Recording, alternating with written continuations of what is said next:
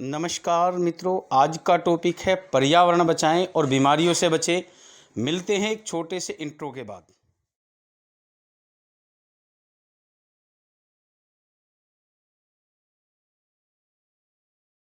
नमस्कार मित्रों, जैसा आपने पिछली वीडियो में कहा था कि पर्यावरण संबंधी कुछ ऐसा समझाएं जो कि समाज के कल्याण का हो, समाज के काम आने वाला हो। मैं आप सबको सिर्फ एक ही बात बताना चाहूँगा, इस समाज का निर्माण करने वाली, इस प्रकृति का निर्माण करने वाली कोई एक ताकत है। हम उसे चाहे नाम जो भी दे लें, उसे खुदा कहें, गुरु नानक कहें, या राम कहें, विष्णु कहें, या ये कह दें कि ब्रह्मा ने सृष्टि का निर्माण करा और ब्रह्मा ने इस सृष्टि को बनाया, विष्णु इसके संहार करता है, विष्णु पालन करता है और शिव संहार करता है। ऐसा हम कह जरूर सकते हैं, कल्पनाएं कह लें या शास्त्रों का वर्णित कह लें या ऐसा लिखा हुआ उस ग्रंथ में, उस पुराण में, पर मैं इतना जरूर कहना चाहूंगा, इस दुनिया को बनाने वाली सिर्फ और सिर्फ कोई एक शक्ति है।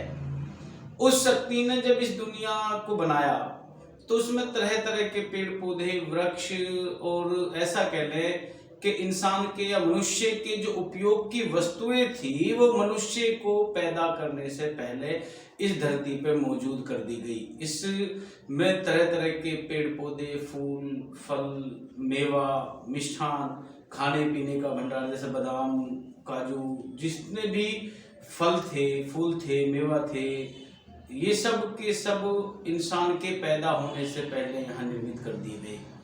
तब इंसान को पुतला बना करके तैयार करा और जब वो उसमें प्राण डालने वाला था, जीव और जान डालने वाला था, तो उसने जितने भी बुद्धिजीवी थे, जितने भी देवी देवता थे या ऐसा कह ले पैगंबर थे या जो भी ताकत उस समय पे रही इन्हें बनाने वाली या चलाने वाली, उनके जो साथीगण थे, उन्होंने कहा, कहने लगे, उसने चर्चा करी और देख के बड़ा खुश हो रहा था इस इंसान को कि देखो मैंने ऐसा बनाया है कि मैं अगर इस प्रकृति में नहीं भी रहा या मैं इस दुनिया में नहीं भी रहा तो मेरे बाद ये मेरी इस प्रकृति में चार चांद लगाएगा, मेरी इस सुंदर रचना को और सुंदर बनाएगा, इन वृक्षों को और अच्छा लगाएगा, हरा भरा बनाएगा, पशुओं की सेवा करेगा, जीवों की सेवा करेगा, एक दूसरे से प्रेम करेगा और मेरा ही दूसरा पररूप इसके अंदर होगा, मेरा ही प्रतिरूप इसके अंदर होगा। अगर कहीं आपको परमात्मा देखना है तो खुद इस इंसान के अंदर देख लेना, ऐसा होगा।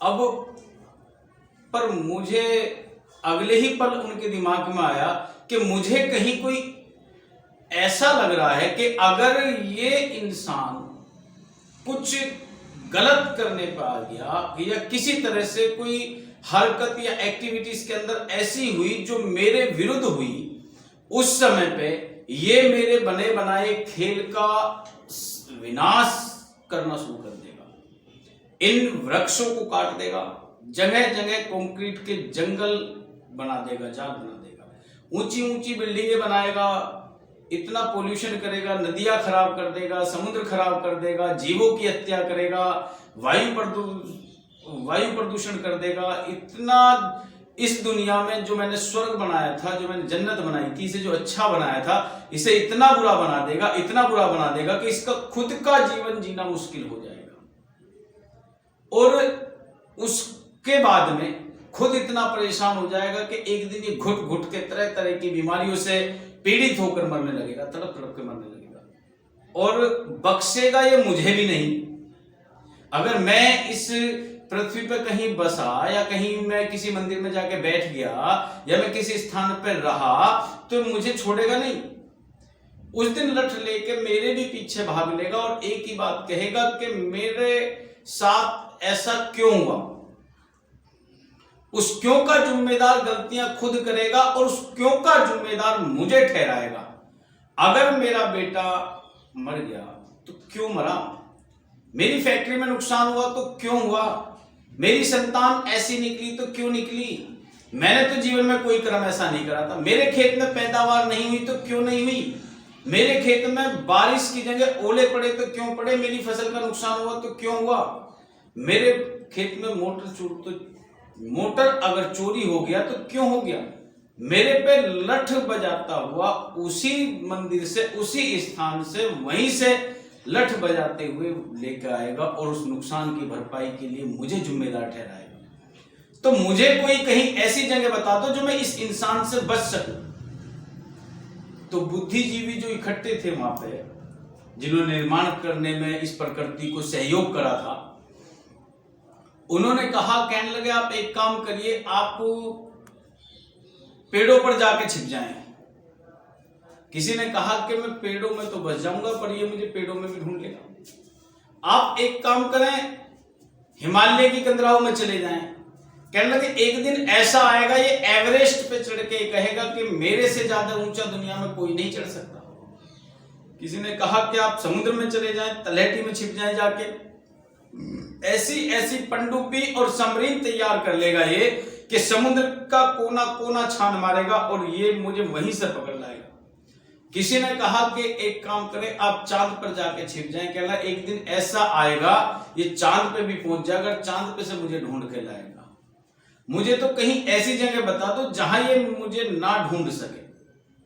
तो कोई समझदार था उनमें, बुद्धिजीवी था, ऐसा कह लो कि देवगुरु बृहस्पति या कोई और समझदार पैगंबर रहे हों।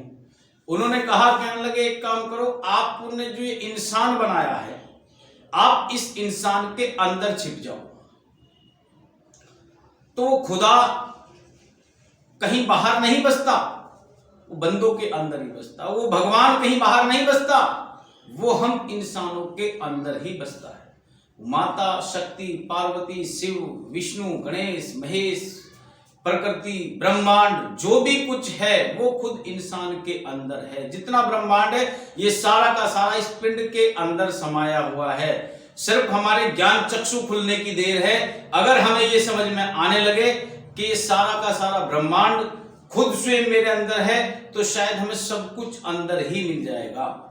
मेरा कहने का मतलब यह है कि उस समय पे फिर उन्होंने चर्चा करी कि आप जिस प्रकार का इंसान सोच रहे थे, अगर आपकी खोजी अपने अंदर कर लेता तो वही इंसान होगा जो आपने बनाया था। जब आपने सोचा था कि मैं इस इंसान को बना रहा हूं, प्रकृति में 4 चांद लगाएगा, सबसे प्रेम करेगा, तरह तरह के वृक्ष लगाएगा, गौओं की सेवा करेगा, पशुओं की सेवा करेगा, नदियों को साफ स्वच्छ रखेगा, उस दिन ये वही इंसान होगा जैसा आपने सोचा था। पर होगा कब? जब ये अपने अंदर उस खुदा को देख लेगा, अपने अंदर उस भगवान को देख लेगा, अपने अंदर सारी शक्ति, सारे ब्रह्मांड को समझना शुरू कर देगा और यही समझेगा कि जो ताकत मुझे चला रही है वही इस ब्रह्मांड को चला रही है, जो ताकत मेरे अंदर है वही इस समस्त ब्रह्मांड के अंदर है। कोई ऊर्जा है, कोई बल है जो इन पशु पक्षियों को चला रहा है, जो इन कुत्ते बिल्लियों को चला रहा है, जिसकी कृपा से कह ले, जिसकी ताकत से कह ले, सूर्य उदय और अस्त हो रहा है, जिसके कारण ये जगत गतिमान है, वही ताकत मेरे खुद के अंदर भी है और उसी ताकत के कारण ये दुनिया चल रही है। नमस्कार, धन्यवाद।